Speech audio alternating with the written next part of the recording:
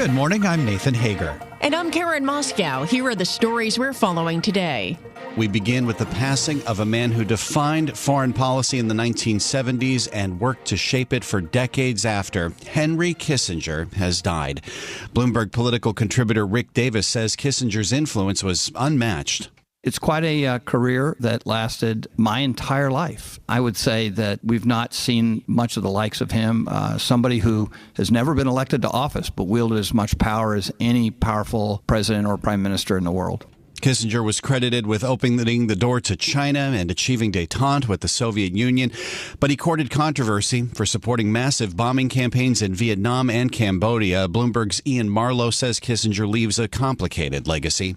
Around the world, in Asia, in the Middle East, could be a polarizing figure. But I think that was in part because he embodied that sort of American power. He was one of the people at the center of American power. And over a long period of time, when the U.S. role in the world was also changing. And it is, to some extent, an end of an era. And that era continued right to the end. This past July, in fact, Henry Kissinger met with Chinese President Shi Jinping in Beijing to discuss U.S.-China relations. Henry Kissinger died yesterday at his home in Connecticut. He was 100 years old. And Nathan, we turn now to breaking developments in the Middle East. Israel and Hamas have agreed to extend their truce for at least another day. The two sides announced the extension just minutes before their ceasefire was due to end. Ahead of the announcement, Secretary of State Anthony Blinken explained what he hopes to achieve during his visit to the region. We'll discuss with Israel how it can achieve its objective of ensuring that the terrorist attacks of October 7th never happen again, while sustaining and increasing humanitarian assistance and minimizing further suffering and casualties among Palestinian civilians. And Secretary of State Blinken is currently in Tel Aviv for his third visit since the attacks. He will also visit the West Bank. The visit comes as more captives were exchanged yesterday evening, with 10 hostages released by Hamas in exchange for 30 Palestinians held by Israel. And back here in the U.S., Karen, House Speaker Mike Johnson says he has real reservations about expelling Congressman George Santos. We get that story from Bloomberg's Ed Baxter. The resolution says the vote needs to happen today, but Speaker Johnson says for him there are some real problems here. I personally have real reservations about doing this. I'm concerned about a precedent that may be set for that. So where everybody's working through that, and we'll see how they vote. Sados will be the first expulsion without a conviction on charges. Johnson at one point yesterday said the vote would come Friday, but the resolution does say today. So we'll see how it works out. Ed Baxter, Bloomberg Radio. All right, Ed, thanks. Well, Elon Musk is talking about the future of X following an advertising boycott. And we get the latest from Bloomberg's John Tucker. John. What the boycott is going to do, Musk says, is kill the company. And who does he blame? Well, not himself, but the advertisers. He hurled in an expletive their way, saying they can go bleep themselves. Those advertisers include Walt Disney and Apple. Earlier this month, Musk agreed with a post that said Jewish people hold a dialectical hatred of white people. Well, that message has since drawn widespread criticism. On stage at the New York Times DealBook conference, Musk did say the post was the worst and dumbest he's ever done. Musk urged people to judge him by his actions rather than his words. He brought up his electric car company, Tesla, saying he's done more for the environment than any human. I'm John Tucker, Bloomberg Radio. All right, John, thank you. Now let's take a look at some stocks on the move this morning. Shares of Salesforce are up nearly 9%. The San Francisco-based software company gave a profit forecast for the current quarter that topped analyst estimates. Salesforce is benefiting from its cost-cutting program. Meanwhile, Nathan, Snowflake is up about 8.5%. The company gave a product sales outlook for the current quarter that beat expectations. That's fueling hope that revenue is stabilized after the software maker experienced a dramatic slowdown in growth during the past year. Turning to the economy, differing views on inflation from two Federal Reserve regional bank presidents. Atlanta Fed President Raphael Bostic says he's growing increasingly confident that inflation is firmly on a downward path. On the other hand, Richmond Fed Chief Thomas Barkin tells CNBC he's not yet convinced. There's no precision that anyone can point to at exactly what is the level of rates that exactly handles inflation in exactly the way you want to handle it. And so you're constantly trying to adjust on the fly. Both Thomas Barkin and Raphael Bostic will be voting members of the FOMC next year. Well, in corporate news, Nathan, online job search company Indeed is canceling the monthly mental health days it introduced during the pandemic. And we get the story from Bloomberg's Charlie Pellet. It joins a growing group of firms paring back benefits they rushed to provide during the COVID-19 crisis. Indeed initiated so-called U-Days in June of 2020, giving all employees the same day off each month at a time when exhausted staff were taking fewer vacation days because of travel restrictions. 3 years later, employees are once again booking time off at a similar rate to before the pandemic. So the company said, quote, as a result, we have agreed that the global need for U-Days has passed. In New York, Charlie Pellet, Bloomberg Radio. And Charlie, we just got inflation data from the Eurozone. It cooled more than expected. Consumer prices rose 2.4% from a year ago in November. That was down from 2.9% the previous month and less than all estimates of economists surveyed by Bloomberg. All right, Nathan, thanks. It's time now for a look at some of the other stories making news around the world. For that, we're joined by Bloomberg's Amy Morris. Amy, good morning. Good morning, Karen. Ultra-conservatives in the House of Representatives have now softened their demands for deep spending cuts to domestic programs, heightening the odds that two parties can reach a spending agreement and avert a partial government shutdown in January. The shift came after the House failed to pass bills at the lower spending levels demanded by the House Freedom Caucus. They've been pushing for $120 billion in cuts. This softer stance gives House Speaker Johnson more room to negotiate a bipartisan spending bill, as senators from both parties want to add $14 billion in spending by designating it an emergency, not subject to that cap. As lawmakers consider an aid package to Israel, Senate Majority Leader Chuck Schumer is issuing a warning.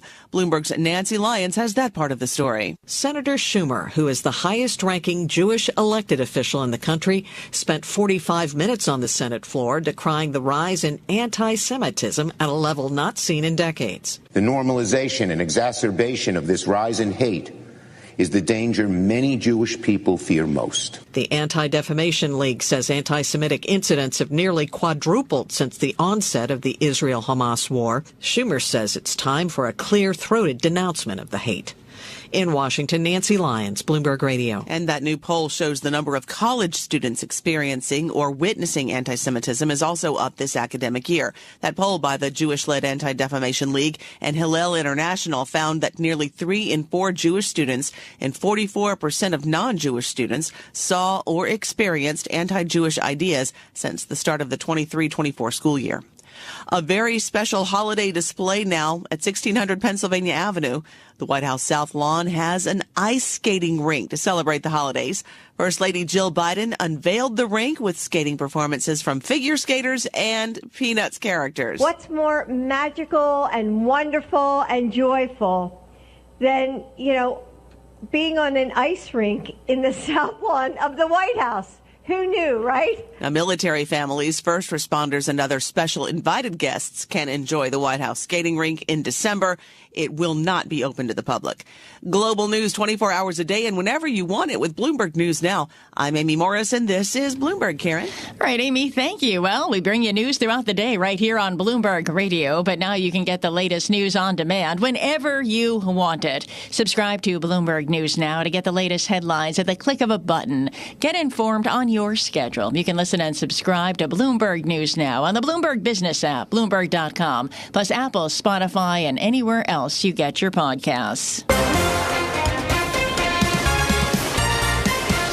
Time now for the Bloomberg Sports Update. Here's John Stashower. John. Karen, upset in college basketball. They stormed the court in Fayetteville after Arkansas knocked off 7th-ranked Duke 80-75. North Carolina, ranked 17th, put up 61 points in the first half in Chapel Hill and beat 10th-ranked Tennessee 192. So they split 14 games in the ACC-SEC Challenge over the previous 2 nights. They both won 7 times. Couple of bad teams in the NBA's Eastern Conference. The Pistons, the Wizards, they played the other night. Washington won, but the Wizards lost in Orlando 139-120. The Magic 13-5 on the year. The Wizards are 3-15. The Pistons are 2-17. They've lost 15 games in a row. Blown out at home. Lakers won 133-107. D'Angelo Russell scored 35. Seahawks and Cowboys kicking off Week 13 tonight in Dallas. They both played last Thursday. Cowboys won easily, and Seattle lost lost to the 49ers. These two teams are in second place in the NFC East and West. The teams that are in first place in those divisions, the Eagles and 49ers, and they play Sunday. That's the big game of Week 13. It's a rematch of last year's NFC Championship. Joe Flacco now with the Cleveland Browns. They brought him in when Deshaun Watson went down. He's gone from third-string QB to second, and Dorian Thompson-Robinson is in concussion protocol, so Flacco may start Sunday against the Rams. Patriots not saying anything official as usual for them, but it sounds like Mac Jones goes to the bench. Bailey Zappi expected to start on Sunday. John Stanchauer, Bloomberg Sports. From coast to coast, from New York to San Francisco, Boston to Washington, D.C., nationwide on SiriusXM, the Bloomberg Business app, and Bloomberg.com. This is Bloomberg Daybreak. Good morning. I'm Nathan Hager. We want to reflect more on the life and legacy of Henry Kissinger, who died yesterday at his home in Connecticut at the age of 100. Kissinger was born in 1923 in the German state of Bavaria. He moved to the U.S. in 1938 to escape Nazi persecution. He was the son of a Jewish schoolteacher. At age 19, while a student at the City College of New York, Kissinger was drafted into the Army in the U.S., serving as an interpreter during World War II. And after the war, he helped round up Gestapo officers as a member of the 970th Counterintelligence Corps. Kissinger spoke earlier this year with Bloomberg's editor-in-chief, John Micklethwaite, and said he saw the first-hand impact of authoritarianism and totalitarianism in his youth. It was an experience which is so elemental that it becomes part of you. Kissinger brought that experience back with him to the United States. He resumed his studies at Harvard University. His doctoral dissertation there focused on balances of power in 19th century Europe. As a tenured professor at Harvard, Kissinger honed the conservative realpolitik worldview that would dominate his thinking on foreign policy for more than a half century. Kissinger also cultivated relationships with policymakers in Washington. That led him to the White House in 1969 as National Security Advisor to President Richard Nixon.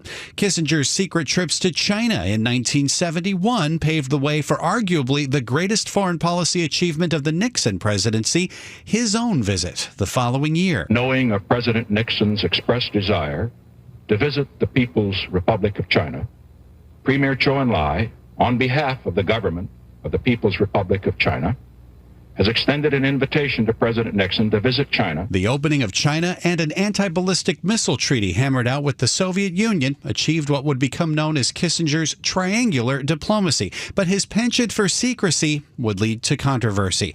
Kissinger was the first person to serve as both National Security Advisor and Secretary of State at the same time. That allowed Nixon to run foreign policy more or less directly from the White House. The president summed up his attitude in a taped conversation with Kissinger about the Christmas Day bombing in Vietnam in 1972. Kissinger fed into that paranoia about enemies in the press by ordering wiretaps of reporters and White House aides looking for leaks. That expanded use of surveillance led to Nixon's resignation under the weight of Watergate. But the weight of one major foreign policy decision would cloud Kissinger's legacy for the rest of his long life: the secret war in Cambodia. Kissinger orchestrated the operation that dropped more than 100,000 tons of bombs on North Vietnamese positions in the country.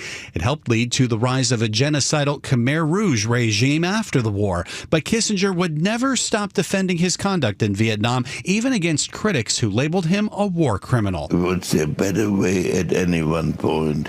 We didn't think so. I still don't think so, but I'm open to that argument, but what is meant by better? That pragmatic approach to the world as it is, rather than how policymakers might like it to be, would inform Kissinger's view long after he left public office and sought to wield influence as a private citizen. At the age of 88, Kissinger wrote the book On China, about the country he helped to bring back to the world stage. In a 2020 interview at the Bloomberg New Economy Forum, Kissinger warned of the risks of confrontation between the world's two biggest economies. Unless there is some basis for some cooperative action, the world will slide into a catastrophe comparable to World War I. And Henry Kissinger worked to head off that catastrophe after reaching his 100th birthday. This year, when President Biden sent cabinet secretaries to Beijing to try to stabilize relations, the one U.S. diplomat that Chinese President Xi Jinping met face-to-face this summer was the man who he called an old friend to China, former Secretary of State Henry Kissinger. And for more, we are joined from Singapore by Bloomberg News managing editor Derek Wallbank. A mixed legacy, Derek, but an undeniable legacy at the same time.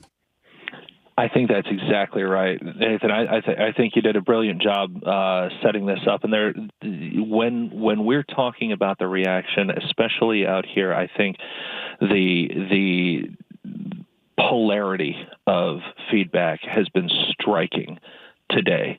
Kissinger was a sort of person that in some corners of the world was a lionized statesman, and in some other corners in the world, they considered him an absolute scoundrel. And there's not really a giant mix of those right now, certainly through Asia Hours. I mean, you're talking about somebody who in Singapore was somebody that foreign ministers would make pilgrimage to his apartment in New York City every time that there was a UN General Assembly meeting. China, you saw that you mentioned the reaction from Xi Jinping. Kissinger was described as an old friend of the Chinese people. There was a mournful reaction from China. At the same time, this is somebody who throughout parts of Southeast Asia, particularly Cambodia, Laos, Vietnam, etc., Indonesia, parts of Timor-Leste, it is not held in anywhere the same sort of thing. He's a very polarizing person, but certainly somebody who had, I think it is unanimous to say, a titanic effect on the world in which he lived. No doubt. And to put it into the context of where U.S.-China relations stand now, I think it's gotten a little bit better since the low that we saw after the alleged spy balloon incident back in February. But talk a little bit more about the impact that Henry Kissinger tried to wield even up to the end as President Biden was trying to put U.S.-China relations sort of back on the rails. I think one of the most notable things sitting here as we closely have tracked the decline in relationships between the two superpowers is how Henry Kissinger always seemed to be the one American who could get a meeting with anyone he wanted in China. I mean, anybody he wanted. Mm-hmm. I saw in Chinese state media today retrospectives of here was Henry Kissinger visiting it this year, and then 2 years later, and then 3 years later, and et cetera, down the line. He met with anybody he wanted. He met any time he wanted. And senior Chinese folks would go to him, would want to talk to him to get a sense of where things were in the United States, and vice versa. You know, he was a counselor to presidents of his party or not, people who agreed with him or not. He was seen as this respected voice that when he was in the room, people felt like they needed to listen to on both sides of this relationship, because, as I say, he was so respected in China. And these days, you find somebody who is American, who has deep ties to the American state, who is that respected in China. It's a very, very small list, right? And Henry Kissinger might have been right at the top of that list. And while we think about the passing of a former Secretary of State who saw the world as it is, we have a current Secretary of State, Anthony Blinken, who is back in a part of the world that is as restive as anywhere else in the Middle East. Let's talk a little bit about the latest that's happening in the conflict between Israel and Hamas and the influence that Secretary of State Blinken is trying to have as this tenuous ceasefire continues. Yeah, and the thing that I think everybody's waiting for is to see how long this ceasefire will go. It was supposed to expire at 7 a.m. local time Thursday. It got extended for another day. I mean, the announcement here just minutes before that ceasefire was due to end. There had been reports of small violations here and there of things. We have seen a steady drip of hostage releases, but it's a very, very tenuous. I don't even want to use the word peace. It's a very tenuous pause. Let's go with pause, because a pause implies that the play button is back. It is also on the table, that a restart could be coming soon. So I think that's the question. How much progress are we getting here? You do see the United States trying to play in here. I think the Biden administration is politically finding itself in a tough spot. They are trying to have some guardrails that they're trying to communicate to the Israelis. At the same time, the U.S. is permissioning, if I can use that word. They're certainly, they're certainly Israel's biggest friend on the world stage, right? So that's a little bit of a difficult position that the Biden administration is trying to tread a little bit carefully, but they are trying to influence what's going on in that part of the world, and they have a lot of place to play. At the same time, you see countries like Egypt, countries like Qatar, trying to influence. Maybe they might be more sympathetic to other sides than the U.S. administration might be,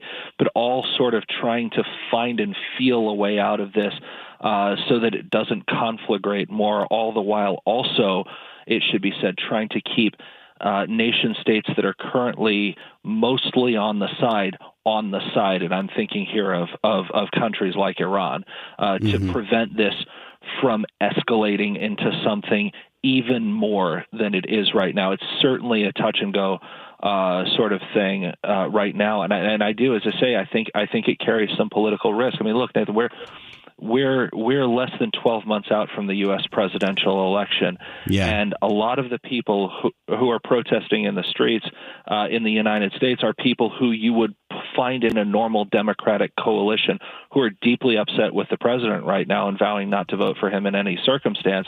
Right. That's a group of people he needs to come out for him next year, and so it's a very, very delicate balance.